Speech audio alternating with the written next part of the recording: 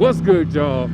3 motorcycle crashes later, and I'm still riding. With no plans of giving it up anytime soon, so let's talk about it. How do you keep crashing and keep riding? So luckily for me, all 3 of my crashes didn't cause any serious bodily injury.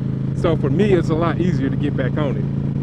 Now for the folks who do get seriously injured and hop right back on, man, y'all are built different. Not saying that I too wouldn't get back on, but I haven't been in that situation, so I can't really comment on it. But my man Soap Fan Addict did ask the question, man, you crashed again?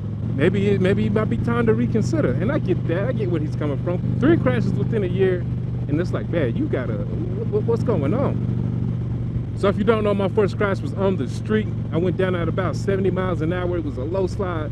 Second crash, front tire wiped out on me, another low slide. But this was on track, and it was a really slow crash. And it was on an outlap, so, you know, I really attribute that to cold tires. Third crash, rear got a little loose. You know, I didn't know what was going on. Had a little mini high side, got bucked off the bike.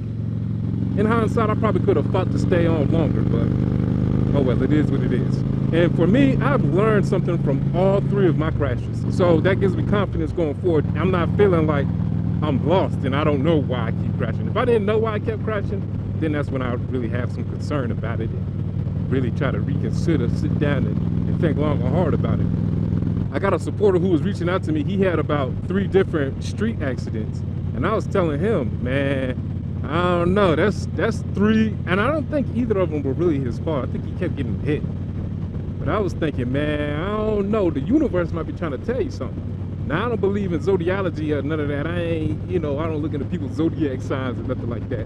But I do believe, you know, there's certain energies in the world, and, you know, sometimes the energies tell you what you need to be doing. For example, my last crash at the track, it was just a weird day. Dogs was acting weird before the wife and I took off. They weren't eating. They were just standing there being weird. So that was a weird sign, number 1. Number 2, this has never happened to me. As we're traveling, the bike gets a little loose in the trailer and it starts leaning. This has never happened. So, you know, I just pull over, tighten back up the strap, you know, thinking all is good. A few miles later, one of my straps break. Bike falls over in the trailer. I got to pull over up in the mountains. You know, luckily there was a place to pull off too. That was weird omen number 3. And then it was just a weird day. So then, weird omen number 4, I crashed. People were like, oh no, you can find a spare helmet if you need to, because my helmet did touch the ground. They're like, oh no, just slap some new tires on and borrow somebody's helmet and keep riding.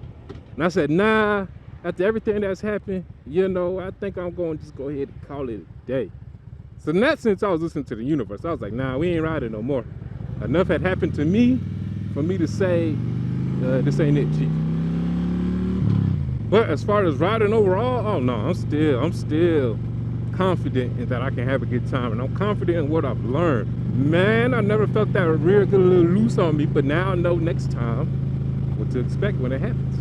And I did feel it when it was happening, but I think because I was sitting so far back, that's why I got bucked off. Because I think if I was sitting, you know, nuts to the tank, I would have felt that, and the buck wouldn't have been so bad.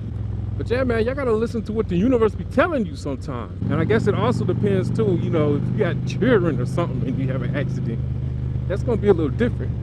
Especially depending on how old your children be. You know, if your children, you know, about 17, 18, you know, they about to leave the house. And you might be like, I can keep riding. But you know, if you got them younglings and your wife can't do it all on her own, and you need to be there to raise them children, they're not gonna understand you saying, you know what, we gonna put a pause on this until I'm not needed as much. Damn, that sounds morbid, don't it? But yeah, man, it's been a long minute. The Yoshi Clan, I ain't give y'all a motor vlog in so long.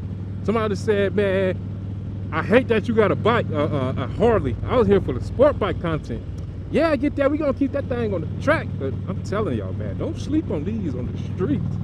Loretta, my street sweeper. Man, it's a good time on her. But other than that, man, I thank y'all for tuning in. Y'all stay blessed. Don't be too stressed. That's Yoshi out. Peace.